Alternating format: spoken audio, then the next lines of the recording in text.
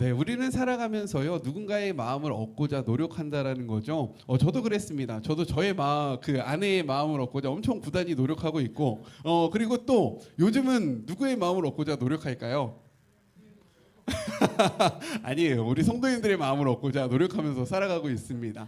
우리는 누군가 왜 그럴까요? 우리는 관계 속에서 살아가기 때문에 그 상대방의 마음을 얻고 싶어하고 그 마음을 얻었을 때 참 평안함도 누리고 성취감도 누리고 그리고 내가 잘하고 있구나라는 생각도 들기 때문에 우리는 누군가의 마음을 얻고 싶어한다라는 거예요. 근데 오늘 본문을 보면요. 두 인물, 그러니까 두 부류의 그룹이 나오는데 이 두 그룹이 추구하는 그러한 모습들이 달랐다라는 겁니다. 그래서 과연 우리는 누구의 마음을 얻으면서 살아갈 것인지를 이 두 그룹을 통해서 알아보는 시간이 되었으면 좋겠습니다. 먼저 첫 번째 어떤 사람이 있었냐면 첫째 같이 한번 읽어볼까요? 시작. 하나님의 마음을 얻고자 하는 바울. 네, 하나님의 마음을 얻고자 하는 바울이 있었다라는 거예요. 오늘 본문의 내용을 보면 바울이 지금 옥에 갇혀 있는 상태입니다. 그리고 이 옥에 갇혀 있을 때 가장 바울에게 영향력을 줄 수 있었던 사람이 누구냐면 유대 지역을 다스리고 있었던 로마 총독이었던 베렉스였다라는 거예요. 그런데 감사한 것은 무엇이냐? 이 베렉스가 바울을 좋게 봤다라는 겁니다. 야, 이 사람 참 괜찮구나. 그래서 어떠한 호의를 베푸냐면 오늘 그 24장 23절은 이렇게 기록되어 있어요. 24장 23절의 말씀 같이 한번 읽어볼까요? 시작. 백부장에게 명하여 바울을 지키되 자유를 주고 그의 친구들이 그를 돌보아 주는 것을 금하지 말라 하니라. 지금 분명히 바울은 옥에 갇힌 상태인데 무엇이라고 이야기합니까? 그에게 무엇을 주래요? 자유를 주래요. 갇혀 있는 사람한테 무엇을 주라고 이야기해요? 자유를 주래요. 그리고 또 뭘 금하지 말래요?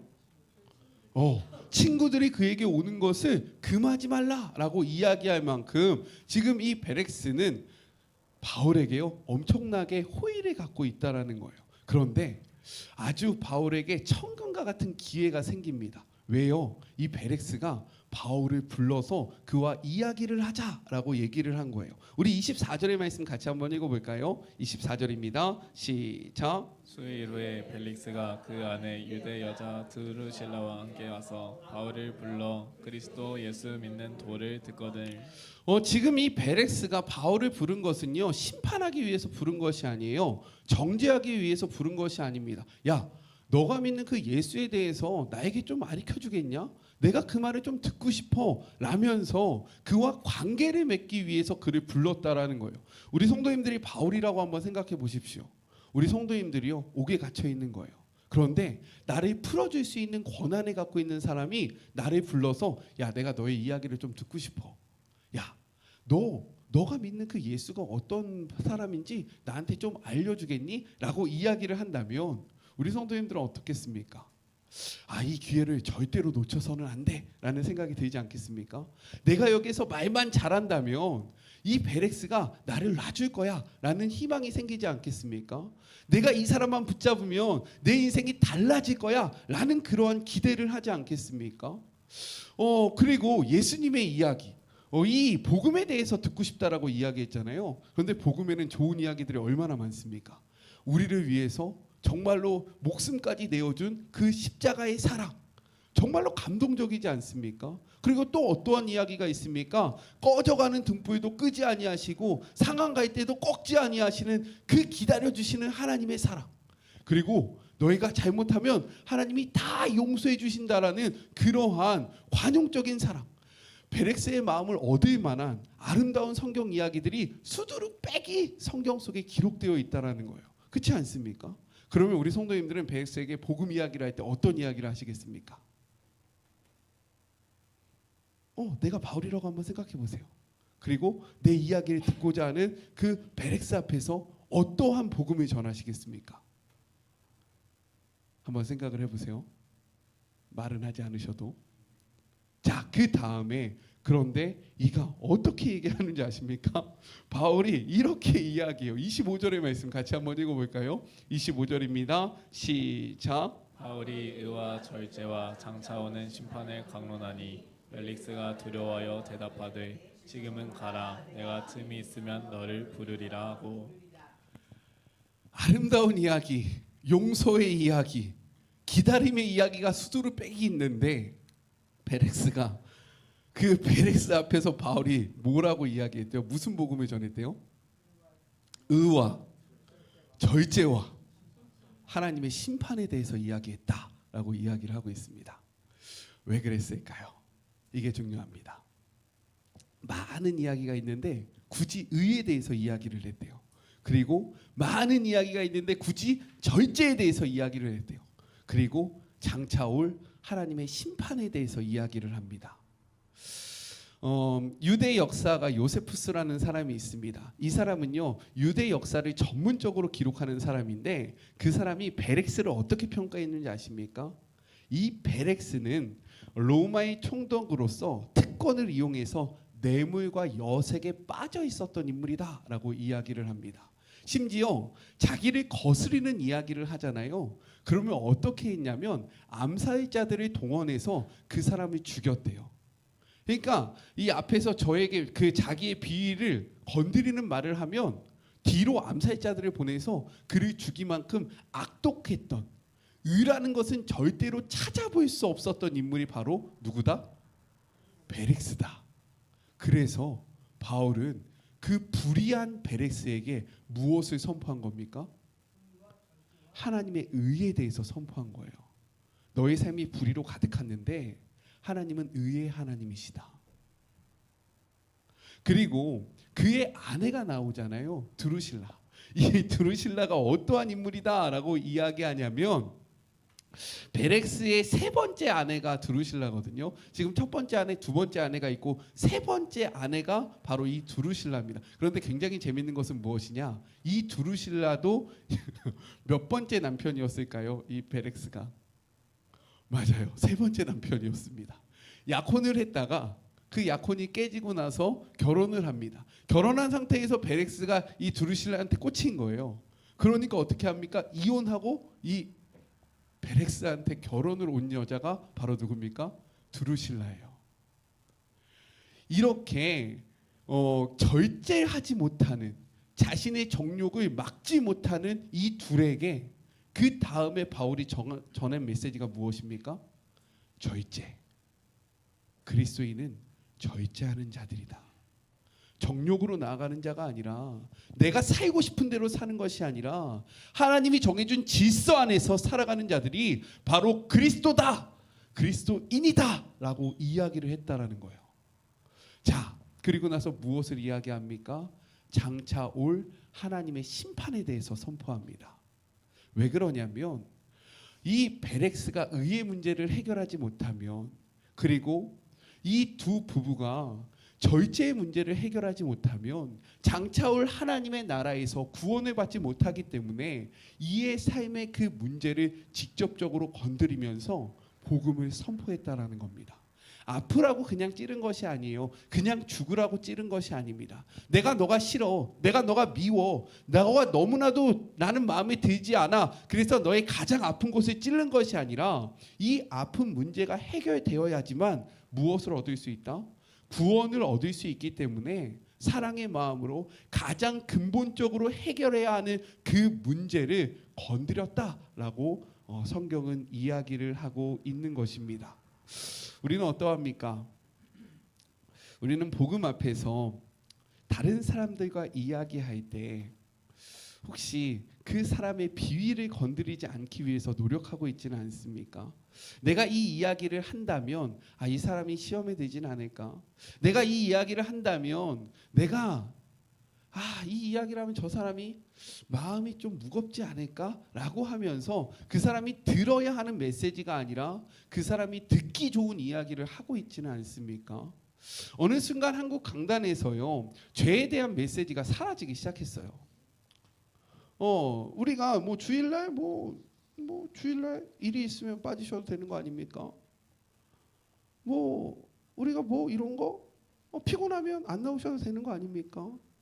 우리가 그냥 세상 속에서 적당히 타협하면서 살아가는 거 괜찮은 거 아닙니까? 라면서요, 우리 자꾸 강단에서 괜찮다, 괜찮다, 잘한다, 잘한다는 얘기만 선포되어지기 시작했다라는 거예요. 왜 그런지 아십니까? 왜 그럴까요? 성도들의 눈치를 보기 시작하는 거예요. 아, 내가 이 얘기를 하면 성도님들이 싫어하지 않을까? 내가 지금 이 이야기를 하면 성도들이 시험에 들지 않을까? 그러니까 정작 들어야 하는 메시지는 쏙 빼고요. 그냥 듣기 좋은 말들만 하기 시작했다라는 겁니다. 제가 이제 우리 교회에 이제 부임한 지 조금 있으면 이제 2년이 됩니다. 그러니까 우리 성도님들의 사정을 속속들이 알까요, 모를까요? 압니다. 그럼 말씀을 준비하다 보면 저는 어떨까요? 아, 이 말씀 전하면 지금 우리 성도님 저 상황 속에서 마음이 무너질 것 같은데, 내가 지금 이 말씀을 이렇게 전하면 우리 이 성도님 시험에 들 것 같은데 라는 생각이 들까요, 안 들까요? 들게 됩니다. 그러니 저도 자연스럽게 이것에 대해서 분명하게 이야기를 해야 하는데 돌려서 얘기하고 싶을 때가 생길까요, 안 생길까요? 생기게 된다라는 거예요. 근데 우리는 이러할 때 누구를 기억해야 합니까? 바울을 기억해야 합니다. 그런데 근원적인 그런 그 바울의 근본을 알아야 돼요. 바울은요, 지금 죽으라고 이야기하는 것이 아닙니다. 이를 살리고자 이야기했다라는 거예요. 아멘이십니까? 이 이야기를 해서 이 사람이 시험에 들어서 넘어지고 쓰러지고 자빠져서 너가 그냥 무너져라라고 이야기한 것이 아니라 이 문제가 해결되어야지만 하나님 앞에 바로 설 수 있기 때문에 사랑으로. 바울이 얼마나 똑똑한 사람입니까? 근데 바울이 이 이야기하면 베렉스가 좋아할 거 알까요, 모를까요? 당연히 압니다. 왜 모릅니까? 내가 이 이야기를 하면 지금 드루실라가 자기를 미워할 줄 알까요, 모를까요? 압니다. 심지어 지금 이 베렉스는 나에게 어떤 사람입니까? 호의적인 사람이었다라는 거예요. 그러면 좋은 말을 해야 될 텐데 바울은 듣기 좋은 말이 아니라 그에게 필요한 말을 해줬다라는 거예요. 근데 이 근원은 정죄가 아니라 무엇입니까? 사랑입니다. 아멘이세요? 같은 말을 해도 죽으라고 하는 말과 살라고 하는 말은요, 달라요. 우리가 같은 곳을 찔러도 봐보세요. 강도가 우리를 찌릅니다. 그것도 칼로 찌르는 거잖아요. 근데 의사가 우리를 칼로 찌릅니까, 안 찌릅니까? 찔러요. 강도가 우리를 찌르는 것은 어떤 겁니까? 죽으라고 찌르는 거예요. 그런데 의사가 우리를 찌르는 건 어떤 겁니까? 살라고 찌르는 겁니다. 이것은 다르다라는 거예요. 그래서 우리 성도님들 이 말씀을 잘 이해하셔야 됩니다. 바울은 죽으라고 찌른 거 아니에요. 살라고 찌른 겁니다. 우리가 다른 사람의 비위를 맞추는 것은요, 어떻게 보면 그 영혼을 죽이는 일일 수도 있어요. 아멘이십니까? 하나님의 말씀 앞에 들어야 하는 이야기를 듣고요, 해야 하는 이야기들을 하는 우리 모두가 되기를 주님의 이름으로 축복합니다. 이렇게 됐을 때 바울이 어떠한 그 베렉스가 어떠한 모습을 보입니까? 우리 다시 한번 25절의 말씀을 같이 한번 읽어볼까요? 25절입니다. 시작. 바울이 의와 절제와 장차 오는 심판을 강론하니 벨릭스가 두려워하여 대답하되 지금은 가라 내가 틈이 있으면 너를 부르리라 하고. 그 의와 절대와 장차 올 하나님의 심판에 대한 메시지를 듣고 나서 그가 두려움을 느꼈다라고 이야기합니다. 아팠던 거예요. 왜일까요?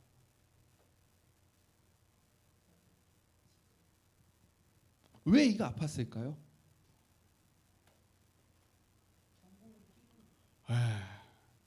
맞아요.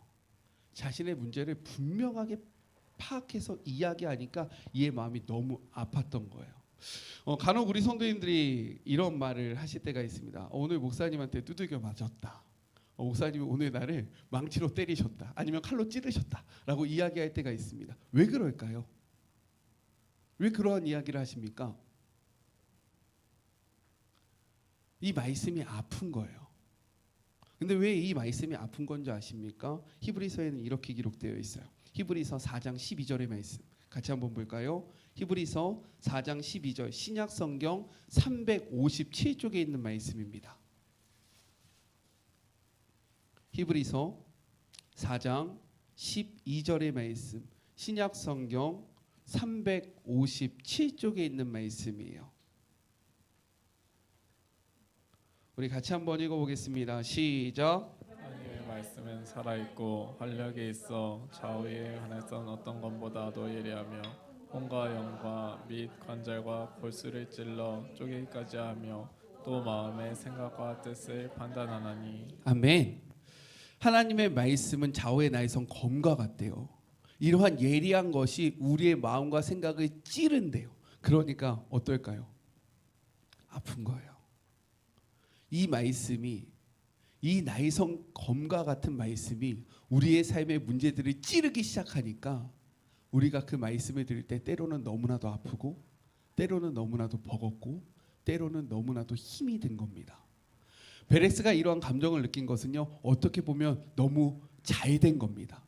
왜요? 자신의 문제를 직면하기 시작한 거예요. 그런데 그 다음에 나타나는 행동이 잘못됐다라는 거예요. 그가 무엇을 합니까? 걔가 두려움을 느껴요. 베레스가 두려움을 느낍니다. 그 다음에 무엇을 해요? 가라. 지금 물러나라 라고 이야기해요. 내가 더 이상 듣고 싶지 않다라는 겁니다. 그 말씀 앞에 베렉스가 취해야 하는 모습은 무엇이었냐면, 내가 잘못했다. 내가 말씀 앞에 잘못 살았다라는 것을 인정하면서 바울의 이야기를 더 듣고 그의 말씀 앞에 복종하고 회복하고 회개하는 모습이 있어야 하는데, 이 베레스는 무엇을 선택합니까? 너 가. 더 이상 나한테 얘기하지 마. 나 네 이야기 더 이상 듣고 싶지 않아. 아파. 싫어. 라면서 그 관계를 끊어냈다라는 거예요. 저는 우리 성도님들이요, 베레스와 같은 이러한 모습을 취하지 않기를 주님의 이름으로 축복합니다. 자의 나이성검과 같은 말씀이 우리의 삶에 들어오면요, 아플 수 있어요. 너무나도 아플 수 있습니다. 근데 그 아픔으로 말미암아 말씀을 거부하지 마세요. 말씀을 밀어내면 안 됩니다. 오히려 받아들이셔야 돼요. 그러할 때의 삶이 변화가 온다라는 거예요. 사도행전 7장에 보면 스데반이 하나님의 말씀을 선포합니다. 그가요, 하나님의 말씀을 온전히 전해요. 그때 일어났던 일이 무엇인 줄 아십니까? 사도행전 7장 54절의 말씀 같이 한번 볼까요? 사도행전 7장 54절의 말씀입니다.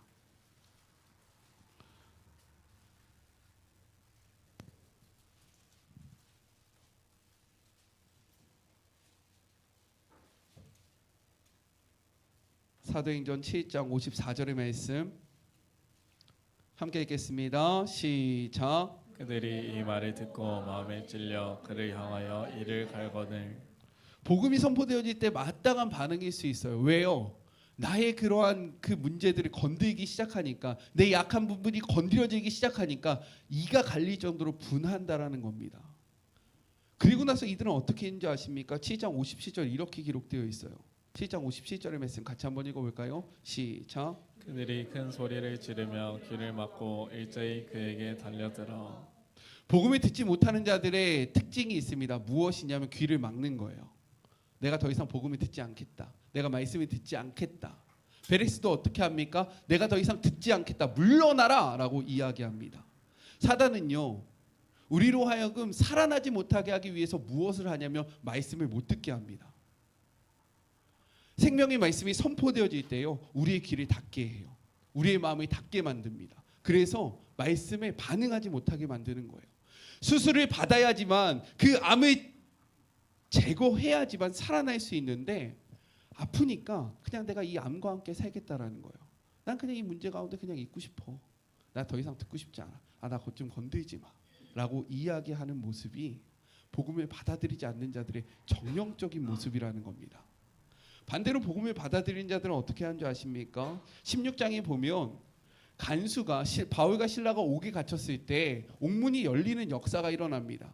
근데 그들도 두려움에 떨어요. 16장 29절의 말씀 같이 한번 볼까요? 16장 29절의 말씀입니다. 사도행전 16장 29절의 말씀 같이 한번 읽어볼까요? 시작. 간수가 등불을 달라고 하며 뛰어들어가 무서워 떨며 바울과 실라 앞에 엎드리고. 이 간수도요, 무서워 떨었다라는 거예요. 그런데 이는요 어떻게 합니까? 그 무서움을 가지고 바울과 실라 앞에 엎드립니다. 그리고 30절에 이렇게 이야기해요. 같이 한번 읽어보죠. 함께 읽겠습니다. 시작. 그들을 데리고 나가 이르되 선생들이여 내가 어떻게 하여야 구원을 받으리까 하거늘 물어본다라는 거예요. 내가 이렇게 아픕니다. 내가 이렇게 두렵습니다. 그런데 이 문제를 제가 어떻게 해결해야 되겠습니까? 안 듣는 것이 아니라 이 문제 앞에 직면한다라는 거예요. 내가 살아나기를 원합니다. 나에게 구원이 있기를 원합니다. 라고 하면서 그 복음을 더욱더 붙잡는다라는 겁니다. 그러니까 어떻게 이 말씀이 맺어집니까? 34절 이렇게 이야기하고 있어요. 34절의 말씀 같이 보겠습니다. 시작. 그들을 데리고 자기 집에 올라가서 음식을 차려주고 그와 온 집안이 하나님을 믿음으로 크게 기뻐하니라. 아멘. 처음엔 아플 수 있어요. 처음엔 힘들 수 있습니다. 왜요? 나의 치부가 찔리기 때문인 거예요. 그런데 그때 이 복음을 거절하지 않고 이 복음 앞에 나아오면요, 결국은 어떻게 됩니까? 예수를 믿음으로 말미암아 큰 기쁨이 가득하게 된다라고 이야기하고 있는 겁니다. 우리 성도 여러분, 아프시면 수술 받으셔야 돼요. 그런데 그 수술 받으면 그때는 아프지만 이 수술이 잘 되면 어떻게 됩니까? 큰 기쁨으로 돌아갈 수 있는 겁니다. 설교의 시간은요, 이런 수술 때에 오르는 시간이에요. 우리의 삶의 문제를 성령이 그 말씀의 검으로 재단받는 시간입니다. 근데 받다 보면 아플 수 있어요. 받다 보면 힘들 수 있습니다. 나의 고집과 아집과 삶의 여러 가지 문제들이 잔뜩 붙어 있어서 그 말씀이 우리의 삶을 찌를 때에 힘들 수 있어요. 그때 도망가지 마시고 이 말씀 앞에 머무르면요, 어떻게 됩니까? 우리가 기쁨으로 하나님의 말씀을 누릴 수 있게 된다라고 이야기하는 것입니다. 우리 성도 여러분, 말씀 앞에 도망치지 마시기를. 말씀이 아플 때에 그 아픔 앞에 도망치는 것이 아니라 그 아픔 앞에 더욱더 주님 앞에 매달림으로 고침받는 우리가 되기를 간절히 소망합니다. 그래서 첫 번째 적용이에요. 우리 같이 한번 읽어볼까요? 첫 번째 적용 함께 읽겠습니다. 시작. 함대히 복음을 전했던 경험이 있으십니까? 나에게 두려움을 줬던 말씀이 나를 아프게 찔렀던 말씀은 어떠한 것이었습니까? 그 말씀이 나를 아프게 했던 이유는 무엇인가요? 그리고 그 말씀 앞에 나는 어떻게 반응했습니까? 이것들을 한번 생각해 보시기를 바랍니다. 말씀이 나를 때린다, 말씀이 나를 찔렀다 했을 때 나는 도망가는 자였냐, 아니면 그 앞에 머무는 자였냐, 왜 그 말씀이 나에게 거리낌이 되었는가, 이것들을 한번 생각해 보는 하루가 되었으면 좋겠습니다. 둘째는요, 이것입니다. 같이 한번 읽어볼게요. 시작. 돈과 유대인의 마음을 얻고자 하는 벨릭스와 베스도.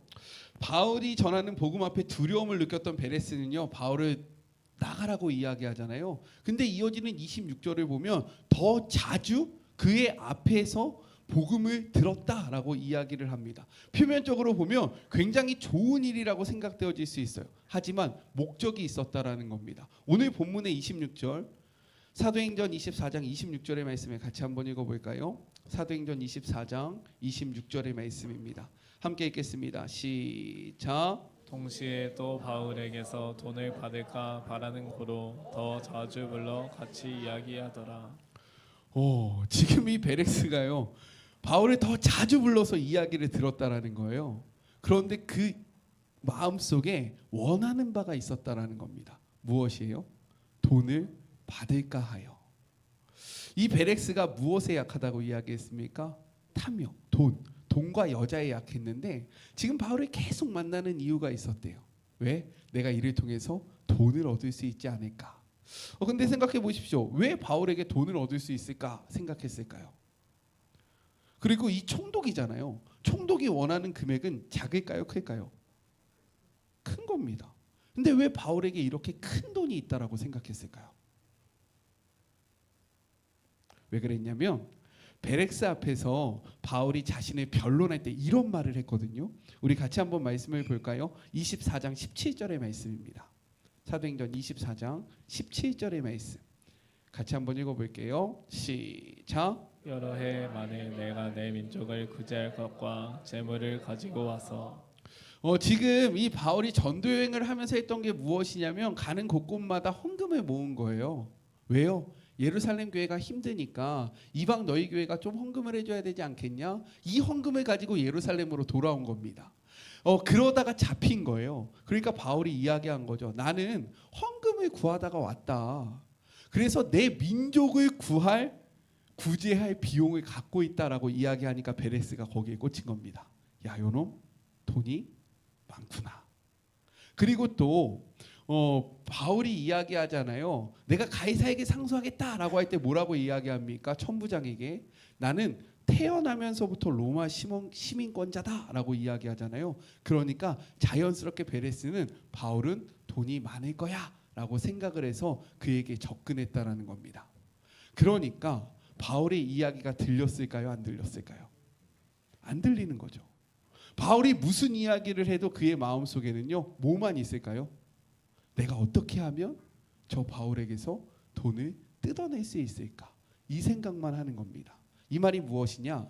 자기 생각이 가득한 채로 말씀을 들으면요, 말씀이 들릴까요? 안 들릴까요? 안 들립니다. 내 생각이 가득 차잖아요. 그러면 절대로 말씀이 들릴 수가 없어요. 왜요? 내 생각만 하는 겁니다. 아, 뭐야? 그거 아니야. 아니야. 아니야. 아니야. 아멘이 나오는 것이 아니라 아니야만 나옵니다. 그래서 말씀을 드릴 때는요, 우리의 마음을 비우셔야 합니다. 주님이 어떤 말씀을 하실까? 나는 이 말씀을 어떤 말씀을 드려야 할까? 라는 것을 기대하면서 와야지. 내가 할 것을 가득 채우고 나서 오면요, 들리지 않는다라는 거예요. 우리 성도님들, 내가 왜 말씀이 들리지 않을까? 그것은요, 내 속에 내 생각이 가득 차 있기 때문인 겁니다. 내 기준이 가득 차 있기 때문에 하나님의 말씀이 들리지 않는 거예요. 하나님의 말씀을 듣고 싶으십니까? 별로 안 듣고 싶으세요? 하나님의 말씀을 듣고 싶으시면 가장 먼저 하셔야 될 것은 나의 생각을 내려놓는 겁니다. 내 기준을 내려놓는 거예요. 그래야지만 말씀이 들리는 겁니다. 이렇게 됐을 때 이제 말씀을 보면 27절에 이태가 지났다라고 이야기합니다. 이태는 2년을 이야기하는 거예요. 2년이 지났는데 그동안 어떤 일이 벌어지냐면 헬라인과 유대인이 싸웁니다. 근데 이 베레스가 누구의 편을 드냐면 헬라인의 편을 들어요. 그래서 유대인들을 죽이면서 이것을 진압합니다. 그런데 지금 이곳이 어디예요? 유대 땅이에요. 그러니까 유대인들이 로마에 가서 그 황제에게 항소를 한 겁니다. 이 베레스가 유대 땅을 잘 못 다스립니다. 자꾸만 이가 제대로 못하니까 반란이 일어납니다. 그러니까 로마 황제는 이 총독을 다시 임명해 주십시오라고 끊임없이 항소를 하니까 이 로마 황제가 어떻게 하냐면 베레스 보고 너 다시 들어와라고 이야기를 합니다. 그러니까 지금 이 베레스가 다시 돌아가면 어떤 일이 벌어질까요? 황제 앞에 서면 책망당하겠죠. 너 왜 똑바로 못했어? 내가 너 잘하라고 그곳에 보냈는데 너 왜 이렇게 못했어? 라고 혼날 거 아닙니까? 그러니까 이가 했던 방법이 무엇이냐면 우리 27절의 말씀 같이 한번 읽어볼까요? 27절의 말씀입니다. 시작. 이태가 지난 후 부르기오 베스도가 벨릭스의 소임을 이어받으니 벨릭스가 유대인의 마음을 얻고자 하여 바울을 고려하여 두니라. 무엇이라고 이야기해요? 유대인의 마음을 얻고자 하여 2년 동안 바울을 가두는 겁니다.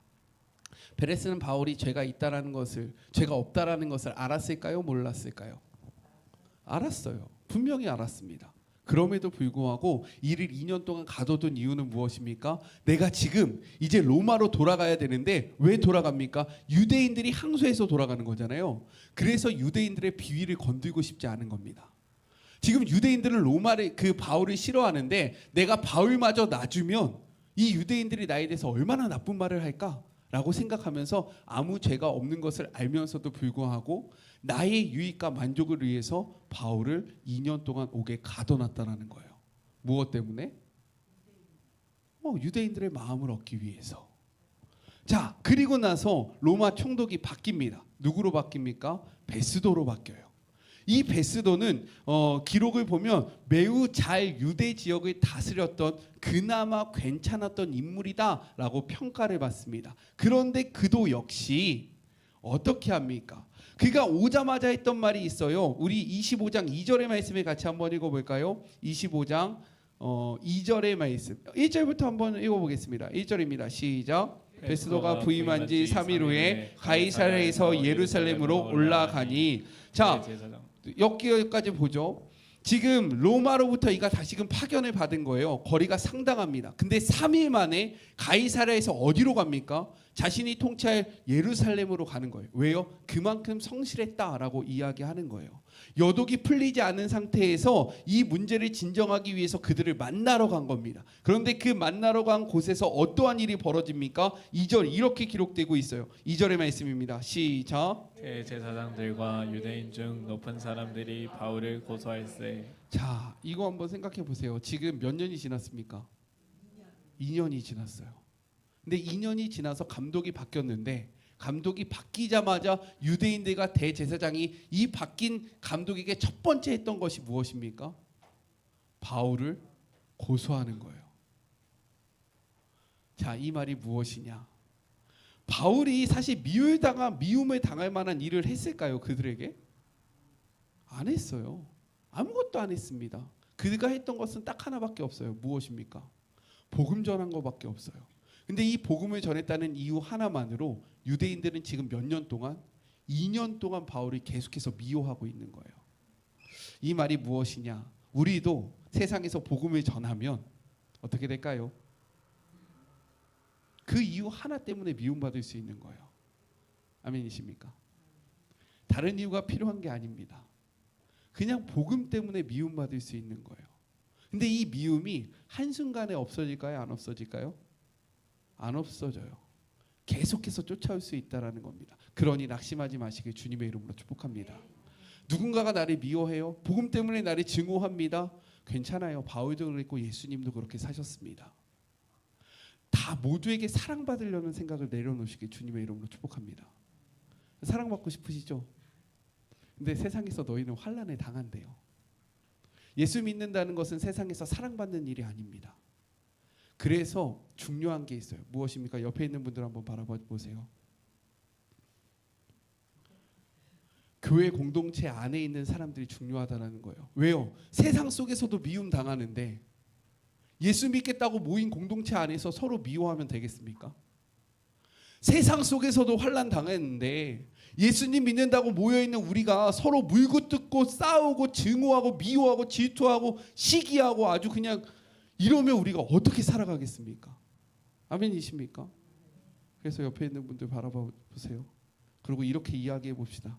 저를 미워하지 마세요.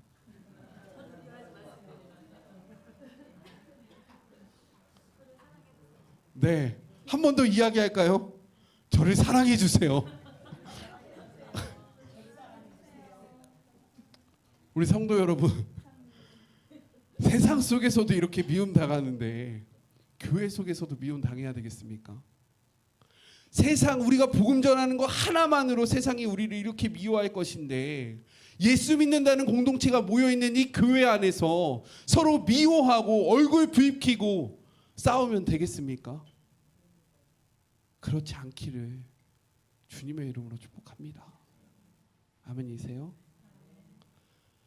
여기에서 사랑을 받아야 세상에서 살아가지 않겠습니까? 여기에서 힘을 얻어야 세상에서 싸울 수 있을 거 아니에요. 그러니 저를 좀 사랑해 주세요. 아멘이십니까? 서로만 사랑하지 마시고 저도 좀 사랑해 주세요. 그래야 저도 말씀을 잘 전하지 않겠습니까? 네. 그 다음에 어떤 일들이 벌어집니까? 그렇게 이야기했던 이유가 있어요. 3절 베스더가 호의로 바울을 예루살렘에서 옮기기를 청하니 이는 길에서 매복하였다가 그를 죽이려고 하였다라고 이야기를 합니다. 그리고 나서 이 베스더가요 다시 가이사랴로 돌아가서 누구를 만납니까? 바울을 만나요. 그리고 물어봅니다.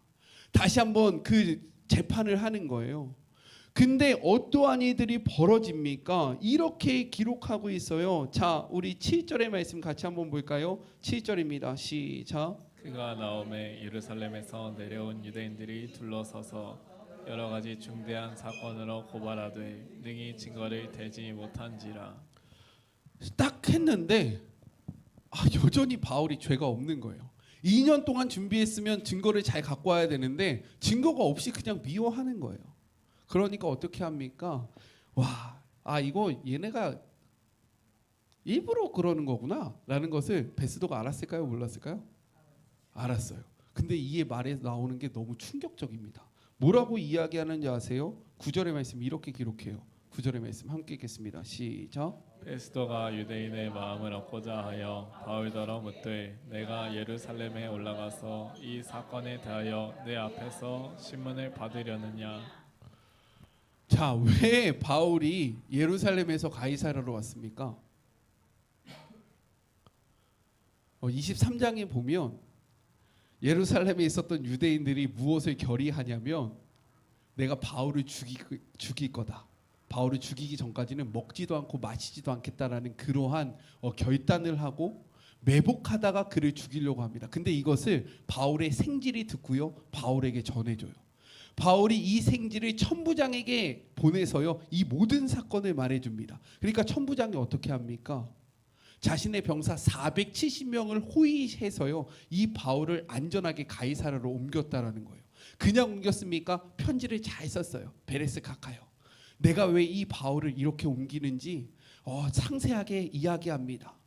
이 유대인들이 바울을 죽이려고 해서 내가 이가 로마 시민권자인 거를 알기 때문에 내 병사 중에서 절반 470명을 들어서 안전하게 가이사랴로 모셨으니 나머지 일은 알아서 해주십시오 라면서 편지를 다 썼다라는 거예요. 그러면 이 기록물이 남았을까요? 안 남았을까요? 남아있죠. 그럼 베레스는 이 사건을 알았을까요? 아니 그 베스도는 알았을까요? 몰랐을까요? 알았죠. 저도 부임하자마자 했던 게 우리 교회의 역사를 본 거였는데요.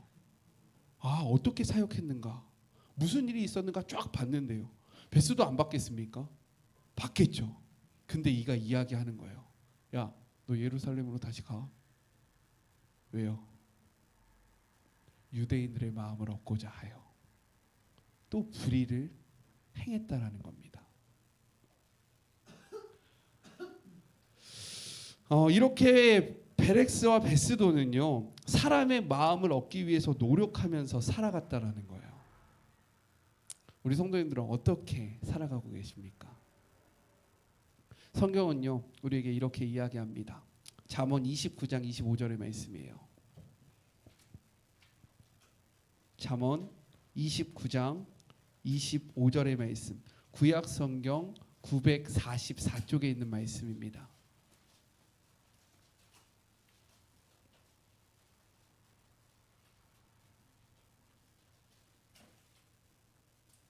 잠언 29장 25절의 말씀 함께 읽겠습니다. 시작. 사람을 두려워하면 올무에 걸리게 되거니와 여호와를 의지하는 자는 안전하리라. 아멘. 사람을 두려워하면 올무에 걸리거니와 여호와를 의지하는 자는 안전하다라고 이야기합니다. 또 성경은 이렇게 이야기해요. 사도행전 5장 29절의 말씀입니다.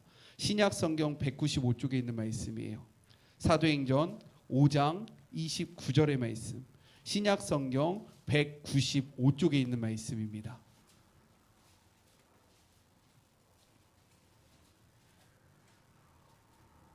함께 읽겠습니다. 시작. 베드로와 사도들이 대답하여 이르되 사람보다 하나님께 순종하는 것이 마땅하니라. 아멘. 또한 갈라디아서 1장 10절은 이렇게 기록합니다. 신약 성경 302쪽에 있는 말씀이에요. 갈라디아서 1장 10절의 말씀.